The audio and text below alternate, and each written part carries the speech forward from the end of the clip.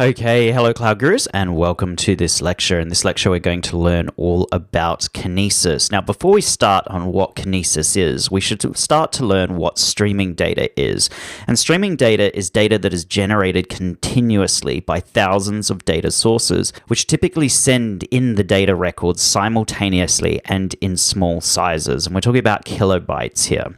So let's have a look at some examples of streaming data. So this could be purchases from an online store, such as Amazon.com. So every time you purchase a book or a Kindle or whatever, you get the transaction ID, you'll get the actual device description, you might get the unique ID for the individual item, etc., etc. And this is all just transactional data that is generated when you're purchasing something on an online store. Another example could just be stock prices. So it could be Tesla stock, or it could be stock in anything, Microsoft, Amazon, etc. And the stock prices move around all the time, and as soon as there's a change in the stock price, that is then streamed into something that needs to process it. We also have gaming data, so maybe it's someone playing Angry Birds, for example, where they're up to in a particular level and what particular puzzle they've just gone through and solved. Could be social network data. A really good example of this is Twitter. So it might be a particular hashtag, how many tweets are against it, how many retweets, how many comments, etc., etc.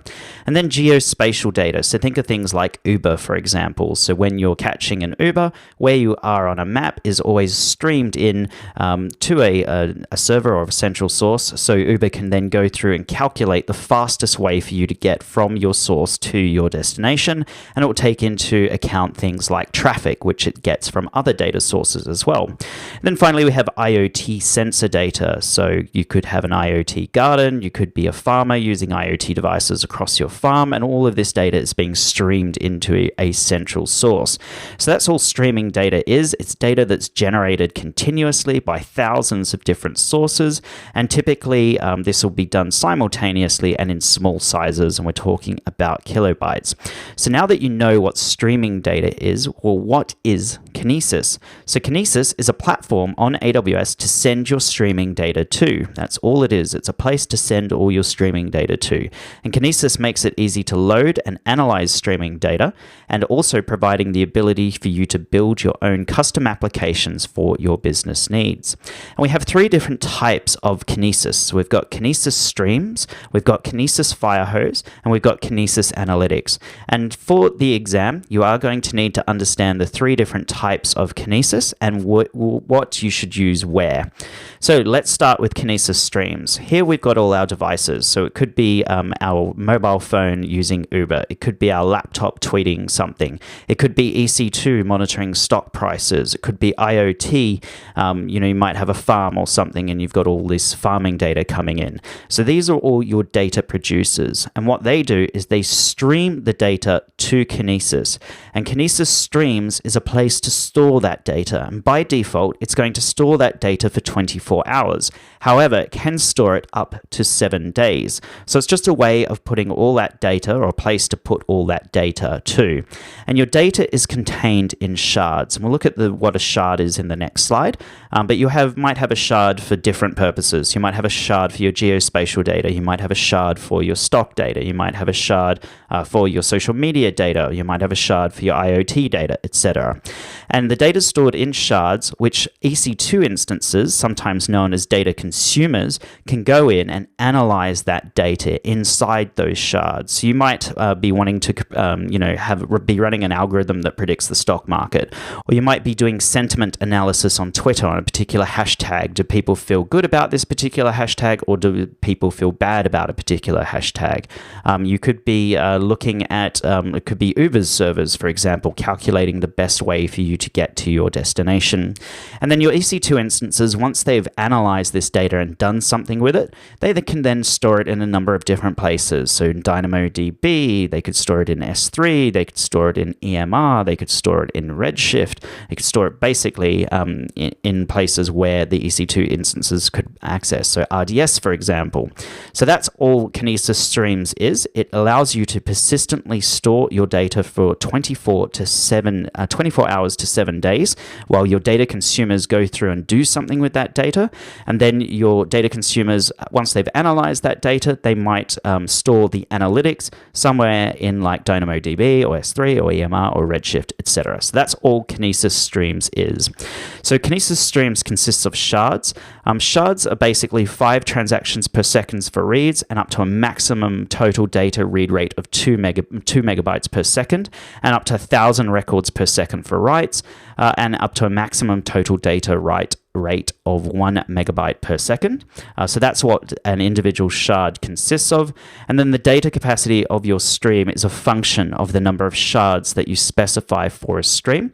And the total capacity of the stream is the sum of the capacities of its shards. Now, don't worry if that makes not a lot of sense. You're not going to be quizzed on any of this in the exam. The thing that you just have to remember is that shards are stored in Kinesis Streams. Kinesis Streams, your data, when you put your data into Kinesis Streams, it's all stored in individual shards. That's all you need to remember. So if you see shards come up in the exam, I want you to think straight away of Kinesis Streams, because Kinesis Streams is the only form of Kinesis that has shards.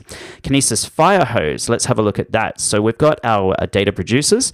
So again, our EC2 instances, our smartphones, our laptops, our IoT, etc. And this is stored, or what's sent to Kinesis Firehose. Now, inside Kinesis Firehose, there's no persistent storage. The data has to be analyzed as it comes in. You have to do something with your data. So it's optional to have Lambda functions inside your Kinesis Firehose. So as soon as the data comes in, it triggers a Lambda function. Lambda function runs a particular set of code for that data and then outputs it somewhere safe. It could output it to S3, it could output it to Redshift. It can't directly output it to Redshift. You have to output it to S3 and then go basically import the data into Redshift. Or it could be going on to Elasticsearch cluster, etc. So the key thing to remember, the difference between Kinesis Firehose and Kinesis Streams. Kinesis Streams has shards and your data has persistence. By default, it's stored for 24 hours. So this is all Kinesis Streams is. Whereas Kinesis Firehose, there's no data persistence. You need to do something with that data as soon as it comes into Firehose. Kinesis Analytics works with Kinesis Streams and with Kinesis Firehose, and essentially it can analyze the data on the fly inside either service. And then it goes in and stores this data either on S3, Redshift, or Elasticsearch cluster. So onto my exam tips. Hopefully that made sense, but essentially you just need to know the difference between Kinesis Streams, Kinesis Firehose, and you're going to be given scenario questions where you must choose the most relevant service. So with Kinesis Streams, if you see mentions of shards, or even you just need to understand what a Kinesis is at a high level. So if you see something about using streaming data, think instantly Kinesis. If it then asks you which Kinesis service to use and it's talking about shards, you're going to be using Kinesis Streams. If you need data persistence, so if you need 24 hours or up to 7 days, again, you want to be using Kinesis Streams. If you don't care about data persistence and you want to analyze it on the fly automatically using Lambda, then you're going to be using Kinesis Firehose. And then, of course, if you want to analyze your data inside Kinesis, you can use Kinesis Analytics. And Kinesis Analytics analyzes the data inside both Kinesis Streams and Kinesis Firehose. So that is it for this lecture, everyone. You've done really, really well. I know this was a very theoretical section of the course. A lot of the application services have started to move away from the Solutions Architect exam to the Developer exam. That being said, you still need to understand SQS, SNS, Kinesis, and definitely API Gateway. API Gateway will come up an awful lot in your exam. It's probably worth 5 or 10 marks. So in the next lecture, we're going to look at Web Identity Federation and Amazon's Web Identity Federation service Cognito. It's a very, very short lecture, and then we'll move on to summarize everything we've learned in the application section of the course. So if you've got the time, please join me in the next lecture. Thank you.